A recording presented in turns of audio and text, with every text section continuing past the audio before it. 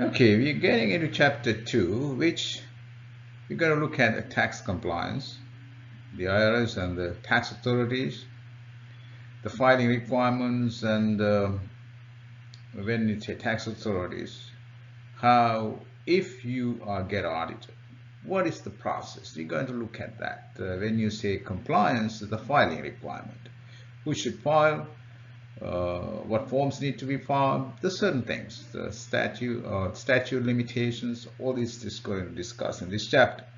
All right, let's get into that.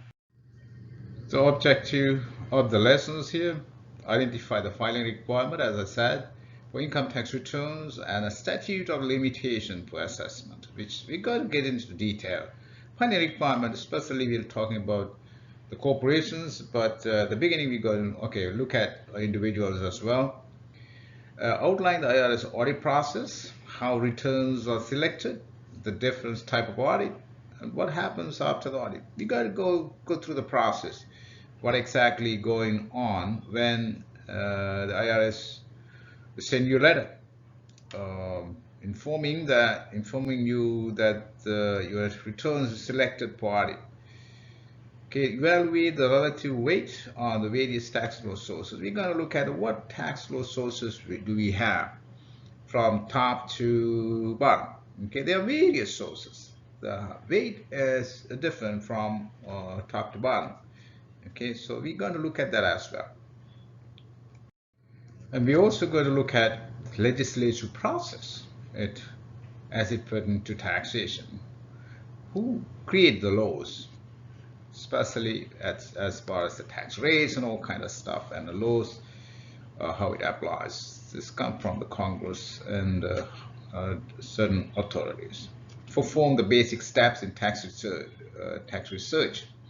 What does that mean? Now, when you have an issue, if you become an accountant, suppose you work for somebody that they have some issues, corporations, or even a personal nature, you have issue that you don't understand what tax impact going to be, whether you need to report that information or you're not. So you got to look at the tax. You got to do some tax research. There's some steps that you're supposed to take. We're going to look at that as well. Describe the tax professional the responsibilities in providing tax advice. So we're going to look at who is the tax professionals, especially the CPAs, who provide tax services to individuals, corporations. What are their responsibilities? Okay, as far as ethics and so that stuff concerned, you are responsible as a tax professional to have all this integrity and all that stuff as a professional, especially the CPA. Identify taxpayer and the tax professional penalties. Now, if you're not following the rules or regulations, if you did something that you're not supposed to do, there are penalties involved. So you got to look at that as well. What kind of penalties taxpayer and tax professionals are subject to? Remember, you might, as an individual, you might ask somebody to file your taxes on your behalf, but the responsibility is on you to make sure that they're filing correctly. It's you are the one who's responsible to pay penalties and everything else if the tax return has issues. Okay, so remember that. Okay, the filing requirements. Who's supposed to file? If you look at the corporations, all must file regardless of taxable income. But they may have taxable losses, still they have to file. State and trust required to file if gross income exceeds $600.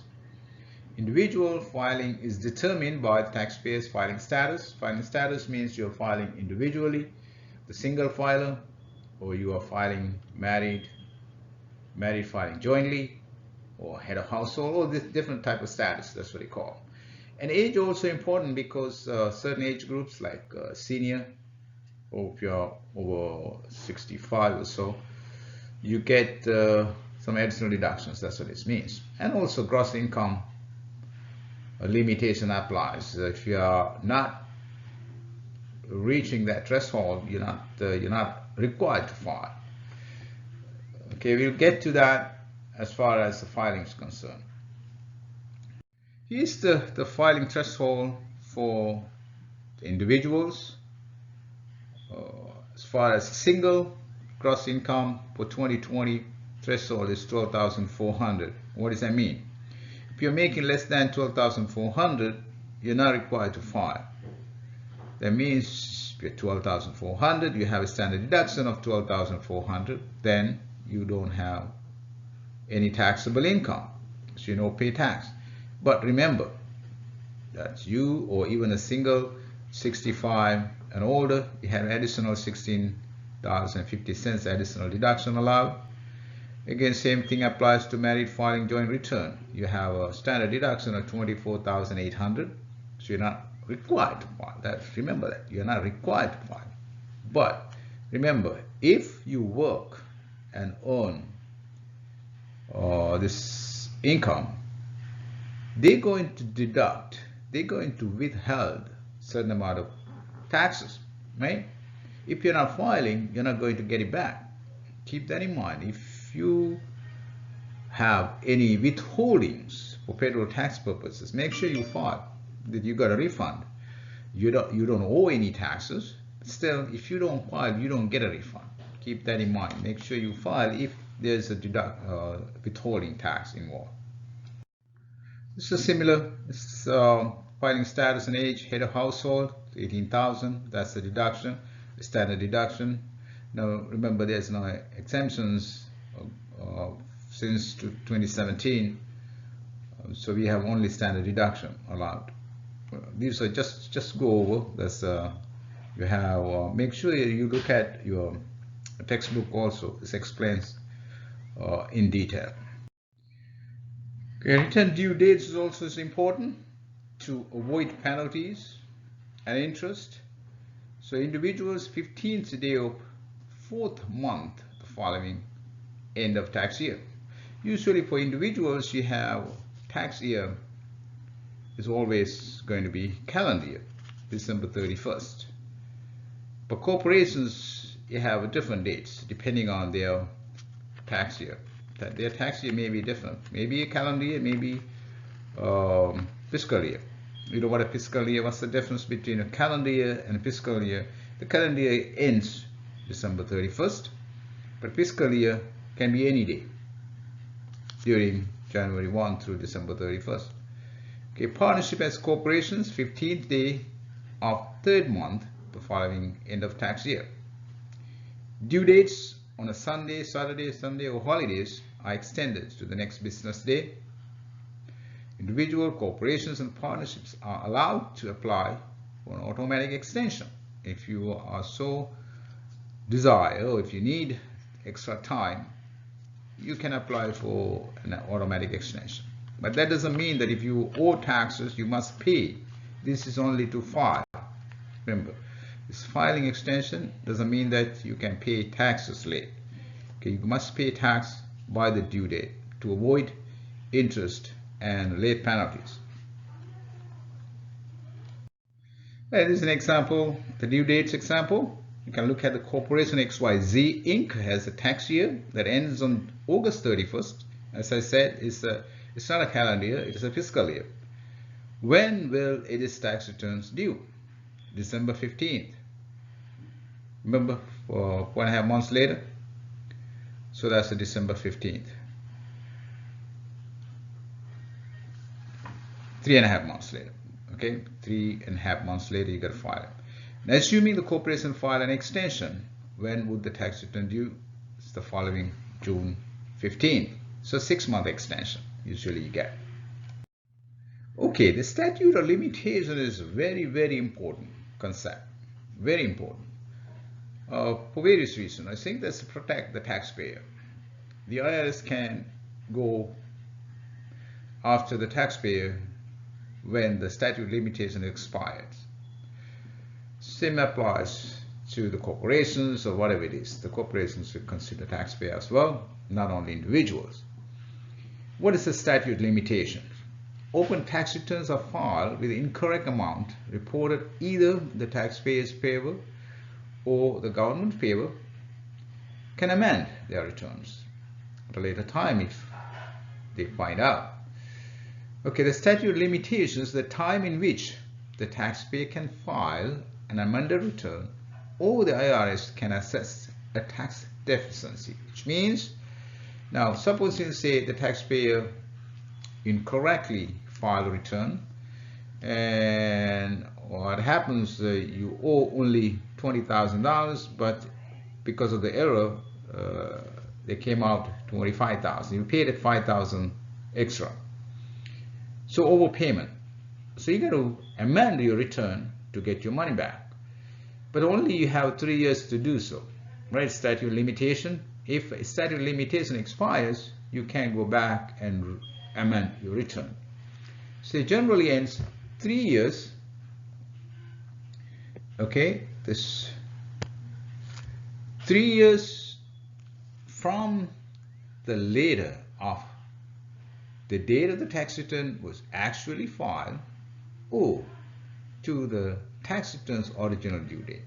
We're going to look at some example and see when the statute is expiring for certain taxpayers who file at certain dates. Okay. Now, as far as the IRS is concerned, it's the same rules apply to the IRS. IRS can go back and open your return, audit your return, and assess additional tax if the statute's limitation expires. But remember, I forgot to mention that even though there's 3-year tax, 2-year statute of limitation is what it is normal. Okay. However, if the IRS find out that it's a fraud involved, then there's no statute of limitation.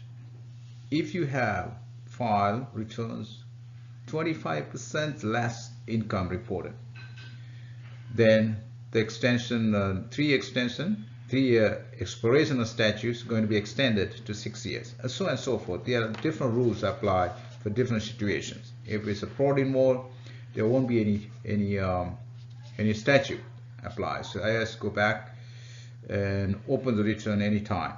Okay, remember that. Okay, for this example, statute of limitation example, let's see what's have here. Bill and Gates filed their 2016 federal tax return on September 6th.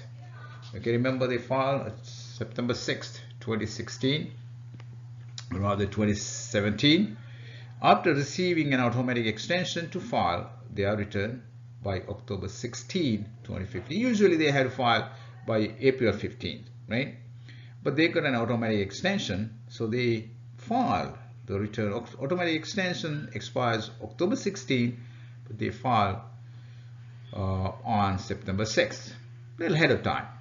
Okay. Also, this says October 15th.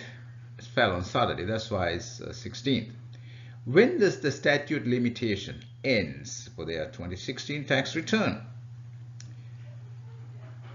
3 years after it's going to expire September 6th, 2020. 3 years after the later of the actual filing date and the original due date. Original due date is when? You know, if it's not a holiday, it's April 15th. Then they file the return in September 6th.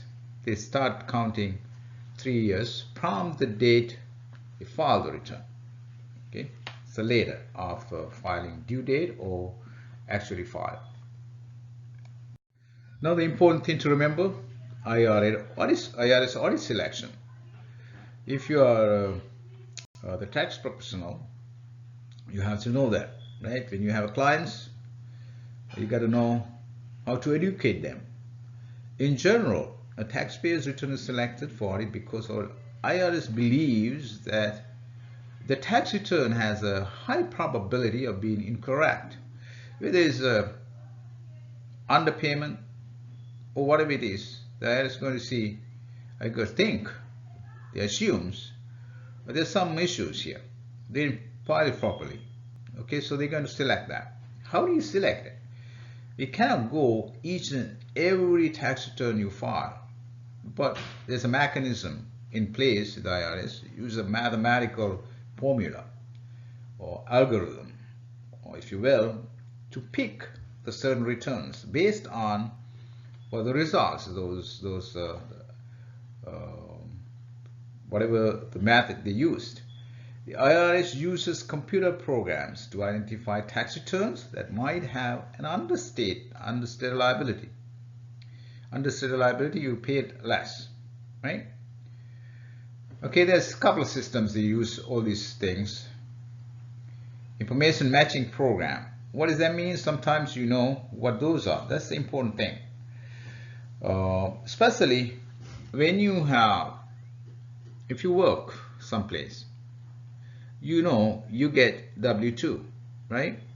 At the same time, W-2 tells you how much money you make, how much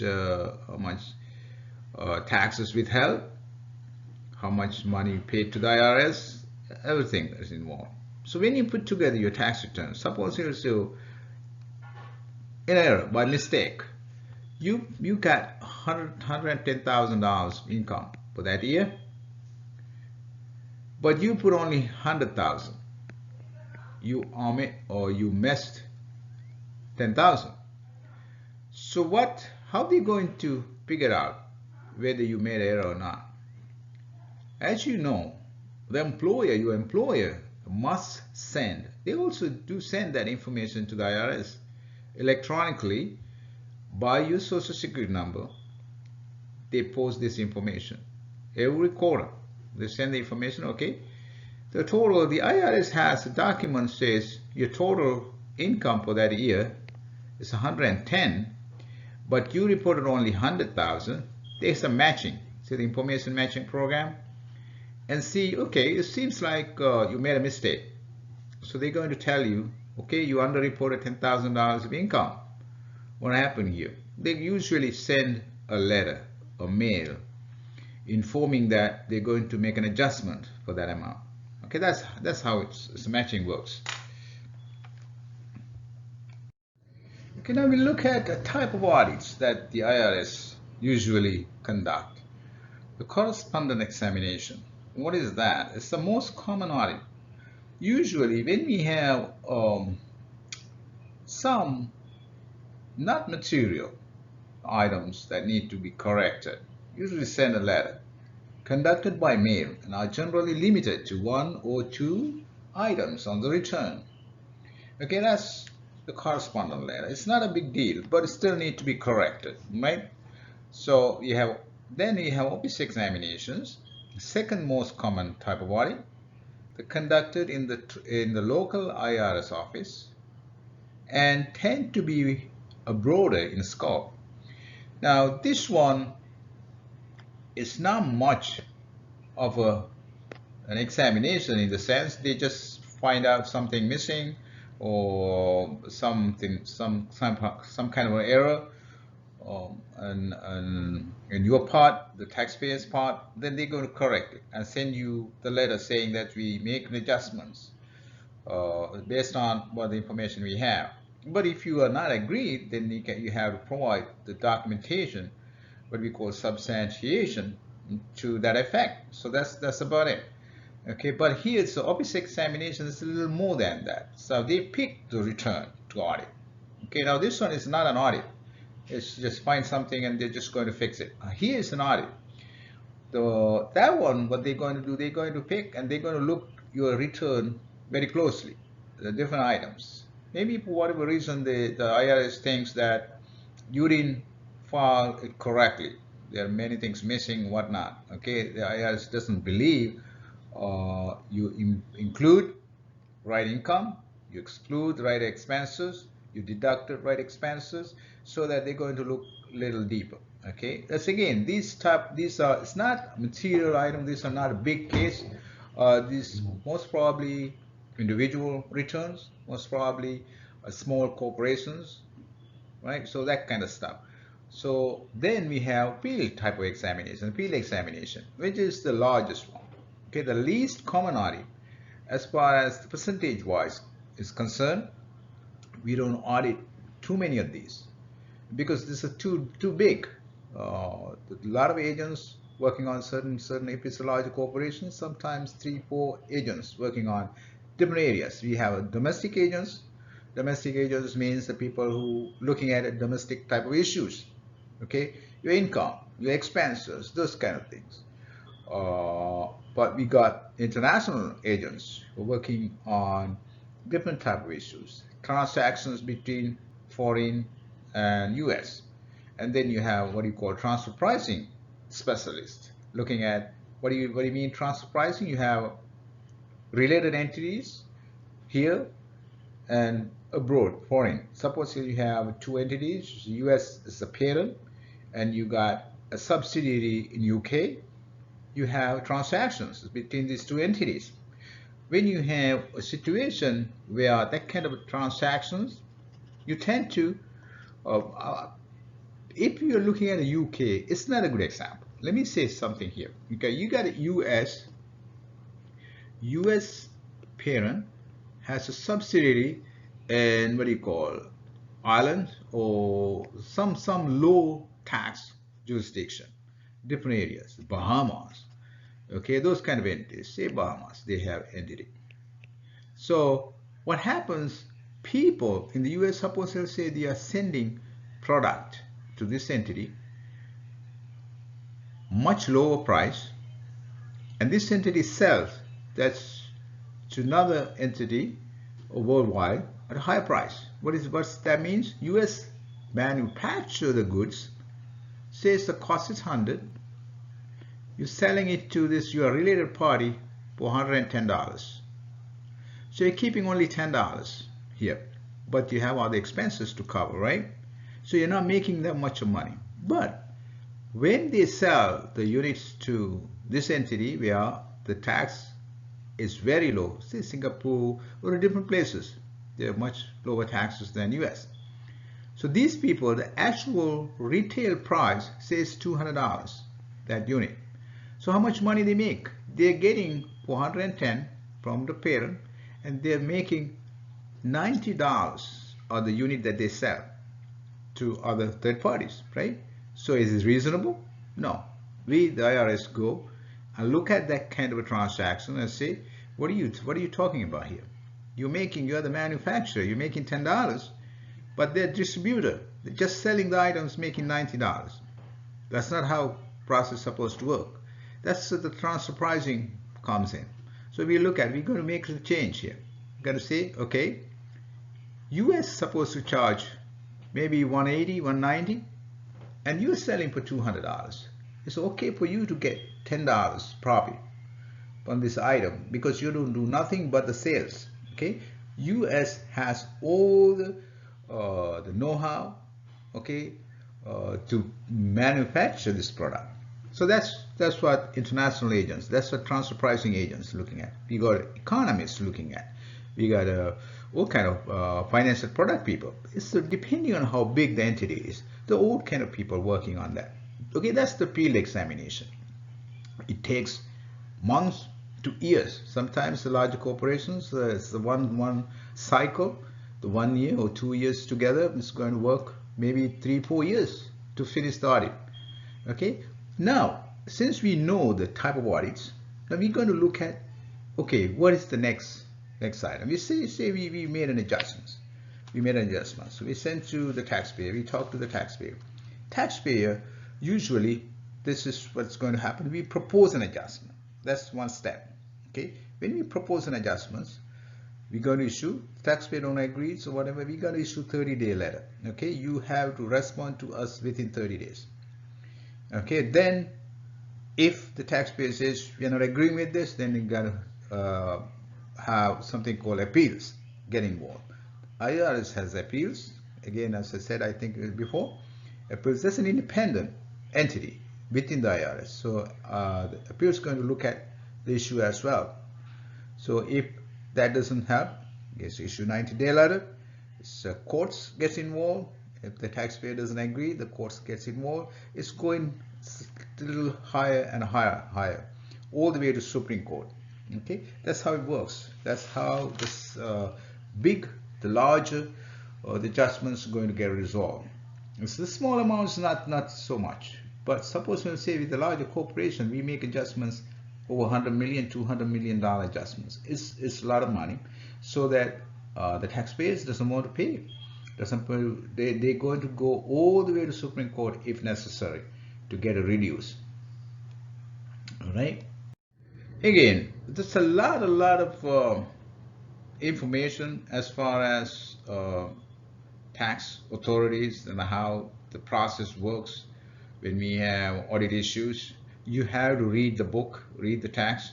It explains everything in detail. It's a lot of information, but I don't want to go through that. It's mostly reading. I'm not here to read it for you. Okay, I took out the slides because there's too much reading involved. It's not necessarily, I suppose, to go through the readings. But when it comes to an audit, let me give you, even before we get into the trial course, the level courts, the U.S. court, U.S. tax court, your district court, you have court of federal claims, or different type of entities. If there's a tax issue, go through these things, depending on how big it is, how material the item is. Okay, so it goes all the way to the tax court and even appeals court. It says appeals to U.S. Circuit Court of Appeals for Federal Circuit. But anyway, what happens when we make an adjustments? That we call an adjustments. We say, suppose you report $100,000. I'm talking about not necessarily individuals. Suppose it's a corporation. We look at their return. They reported $100 million, but we said income-wise, not 100 million, it's 120 million. Or they took $80 million deductions for expenses. We said some of these items are not allowed. So we disallowed those adjustments, those deductions. So taxable income, what they filed says 10 million, but we say taxable income is 20 million or 18 million. We make an adjustment of $8 million. If the taxpayer doesn't agree to that, they can go to, that's the field level. Field agents make an adjustment. Then they can talk to the managers. They can go to, we have IRS appeals. They can go to appeals and go and see whether they can resolve the issue through the appeals. Sometimes appeals is an independent entity within the IRS. But appeals look at the issue, the different set of eyes, and they look at all these issues. They look at what IRS says, what the agent's saying, and they're going to listen to the taxpayer and see whether they can come up with a better resolution for the issue. So if that doesn't work, the IRS making adjustments for 8 million, the appeal says, yeah, they're correct, then you're supposed to pay. If the taxpayer doesn't agree with the appeals decision, they can go to court. That's how the process works. Okay, and even sometimes we have issues, we have cases where we made an adjustments to go to appeals. Appeals do the same thing. Appeals agrees with the appeal decision, and then they go to court. Courts also going to say the same thing. Then they have no choice but to pay taxes. Okay, that's how the process works. Okay, now no one can remember the tax laws. No one can remember everything. Very, very complex tax laws we have in the United States. So you got to look for certain authorities, certain sources. You're going to, even the IRS agents, read through, do research on the law, tax law, how it applies to certain issues. Again, the issues are different too. Every issue is not the same. So if a case has a different issues, even within the same taxpayer, has various different type of issues. So we might see this issue today, but you're never going to see it again. So it's a brand new thing. So that kind of thing. So we got to rely on tax law sources. What are those? The primary sources. Official source of the tax law, statutory sources, simply the Internal Revenue Code. We rely on the Internal Revenue Code to see how this issue going to be resolved. What is the right way to tax this item? what is the process, what is the proper way or appropriate, okay, what is the right, what is the correct way to report this transaction, whether it's a taxable item, whether it's not, or that kind of thing. Okay, then judicial sources, the court systems, sometimes these code is not, you cannot really understand properly for a regular person. Interpretation of the tax law is very, very hard, very, very complex, so that we're going to rely on a tax court to interpret the rules that they set, especially Congress set. Okay, that's what we're going to. The certain items, even though sometimes we do not have or write the court to rely on certain issues. So the taxpayer goes to court. The court's going to decide whether this is right or wrong. Okay, they're going to make a decision as to what is the right way to treat this transaction. That's what the courts gets involved. Administrative sources, pronouncements, time to time, the revenue codes and the pronouncements are different things. Time to time, IRS come up with pronouncements that means, okay, this is how we're going to resolve this issue. This is what the right way to do this. Then we have something secondary type of authorities, tax services, tax article, people write stuff, the university professors write stuff. We look at that. Some people look at that. Okay, that's the secondary type of authorities, but that's not have a weight on that one. Just to go through that, so people might, look at that stuff too. There's more of these secondary type of tax authorities. The BNA tax management portfolio. The people put that stuff together. Payroll tax reporter, CCH, tax research consultant, payroll tax coordinator, all these different things. Okay. Few more of these, tax law review, and these journals, Journal of Accountancy, Journal of Taxation, all these things consider secondary tax authorities. People can refer to these things. If you Google certain items, certain issue, you might find a lot of things out there. You might get a good understanding how that supposed to be treated. Now they're putting here the quick reference source, the IRS publications, Master Tax Guide, the Payroll Tax Handbook, and also textbooks. See, the McGraw-Hill, they put it there too. I don't know how come they didn't put other people's stuff here. But anyway, there's all these type of things. It's the secondary tax sources. Just taking your knowledge, it says, are the following primary or secondary sources? Internal Revenue Code, yes, it's the primary. And the article in USA Today is not considered primary. It's a secondary type of source. Article, the Supreme Court opinion. It's a secondary, it's an article. Supreme Court, if it's an opinion from the Supreme Court, it's going to be primary. Remember, here, Supreme Court opinion, here, right there. And then RIA, Payroll Tax Coordinator, it's a secondary. Again, the writing, the articles, people write stuff all the time. These are not considered primary source. Okay, but the rest of the regulations is the primary. The statutory type of authorities also we have U.S. Constitution. The 16th Amendment provides Congress the ability to tax income directly with the source derived, whatever the source derived, without apportionment across the state. Okay, that's direct authority we got, U.S. Constitutions. And tax treaties, we have something called tax treaty. That's an agreement negotiated between countries that describe the tax treatment of entities subject to tax in both countries. What is a treaty? Now they're going to agree. Suppose, let's say you have your taxpayer. Usually the taxpayers, the multinational corporations, they deal with all over the country, the entities all over the country.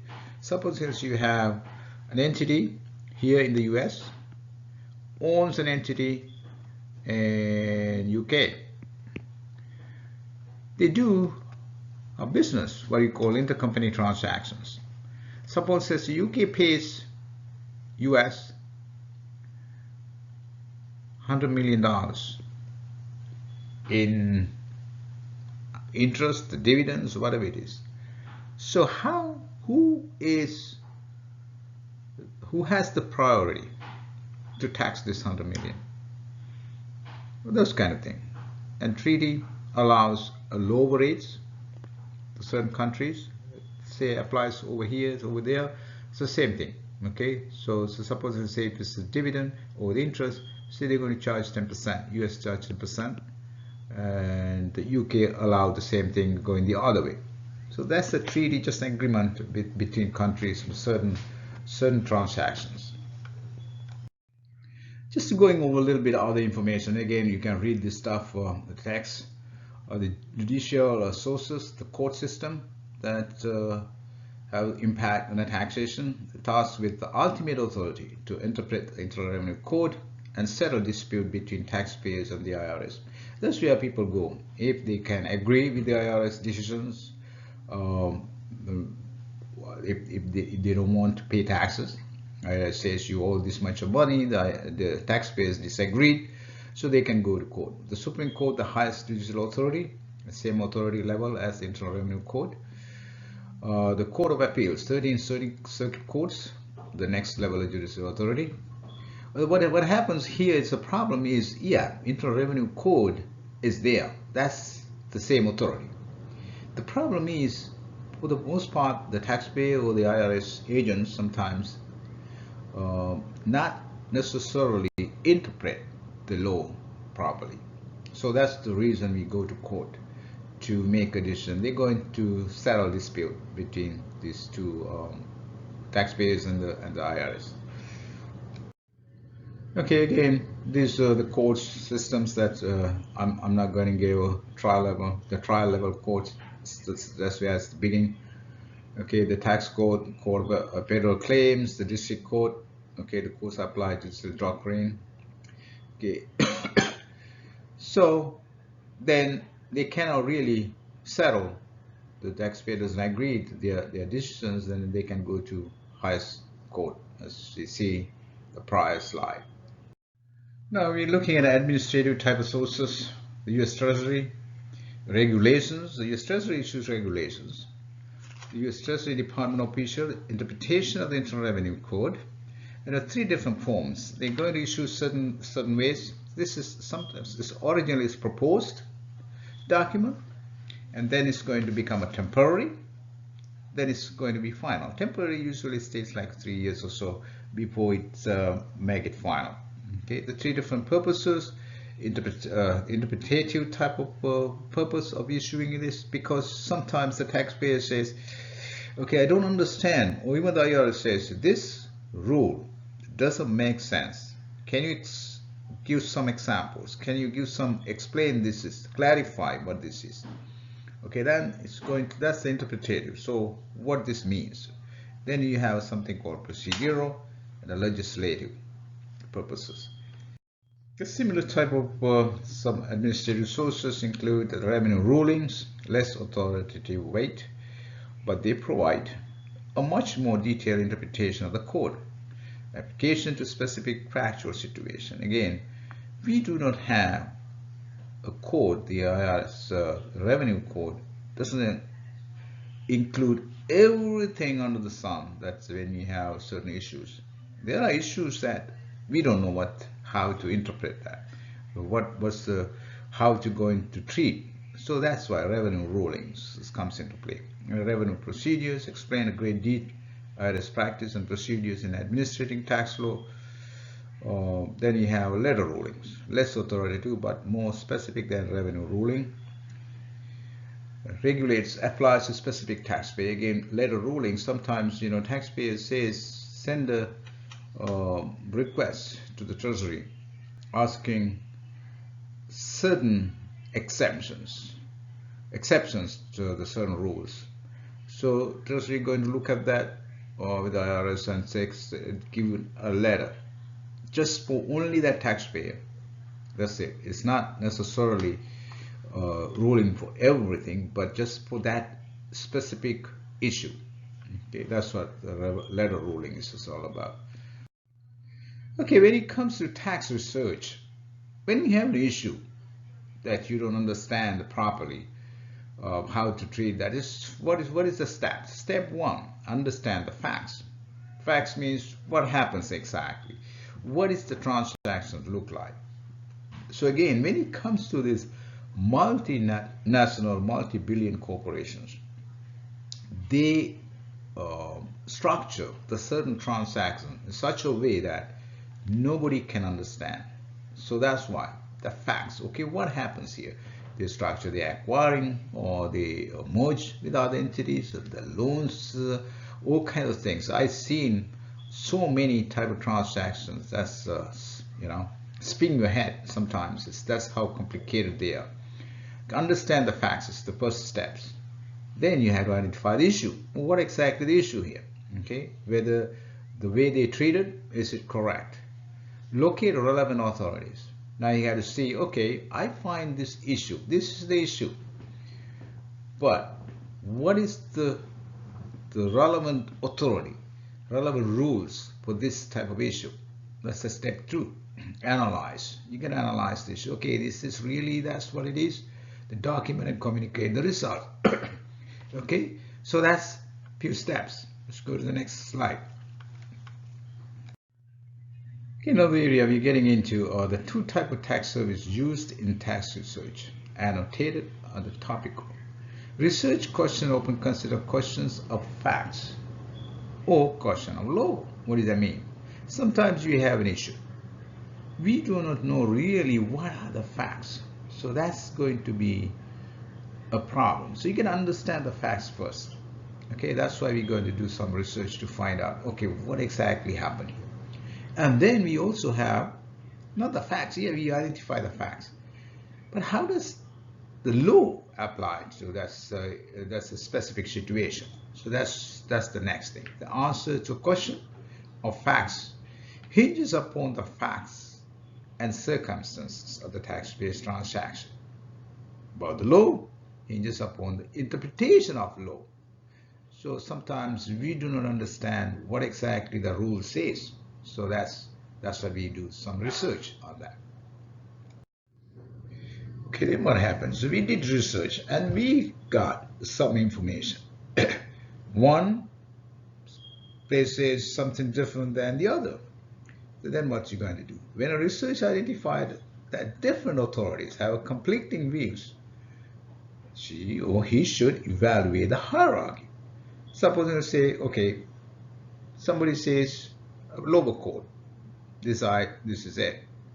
Then this upper court says something else, completely different views. So if that's the case, this is what you're supposed to do. Hierarchy, jurisdictions, and age of authorities.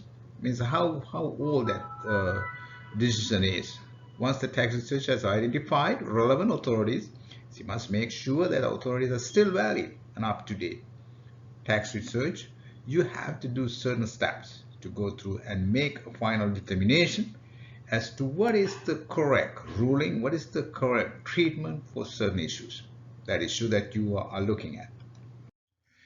Yeah, we're getting into tax proportional responsibilities. Simply how you behave when you are representing clients, when you put together tax return for others. The tax proportional is subject to various statute, rules, and code of conduct.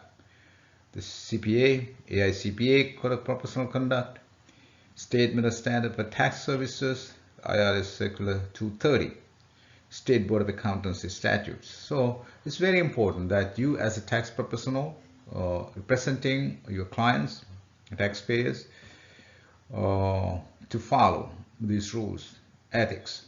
Okay, failure to comply with the statute can result in getting rid of you, the suspended, you're not allowed to do the tax preparation. And sometimes, not just civil penalties, civil things, you got to get subject to criminal penalties as well. As I mentioned before, this is the civil penalties, the most common type of penalties, generally monetary penalties imposed when tax practitioner or taxpayers violate tax statutes without reasonable cause. Is subject to these penalties. If the IRS find out that you're not doing the right thing, So they're going to come after you. Criminal penalties, much less common than civil penalties, but it's there. The penalties are much higher and can include prison times. Okay, you can make sure that you follow the rules, when you represent clients. But for the most part, the taxpayers or tax practitioners is not going to be severely liable or criminally liable, as far as they're not trying to manipulate numbers. They're trying to deport the U.S. government. But it's the taxpayer and tax practitioner will not be subject to an underpayment penalty if there's a substantial authority that supports the tax returns position, or there's a reasonable basis for position and it is disclosed in the taxpayer or the tax returns. So there are certain rules applied. Yes, you should not file a return that doesn't include certain income. So that's the underpayment. If you're not including income, you're not paying tax on that one. But if you can prove that there's authority to support your the position, that's the reason I did this. If you can prove that, there won't be any penalties. And again, you got to disclose that information. Sometimes we have in the tax return, it's corporate tax, something called uncertain tax positions, or UTPs. That's a form you got to fill out, the corporations, if the taxpayer has some doubt about certain items of the tax return, but they took position to deduct or exclude certain income or deduct certain expenses that not really they based on the understanding they think is correct, but this if there's a doubt, so we're going to disclose that information in the tax return. That's what it means here. Okay, we're good now that we are done with the presentation with chapter 2 also. So let's I'm going to put together some questions, and maybe I'm going to post them on the Blackboard. Make sure you go through that, answer the questions, and respond back to the due date. Okay.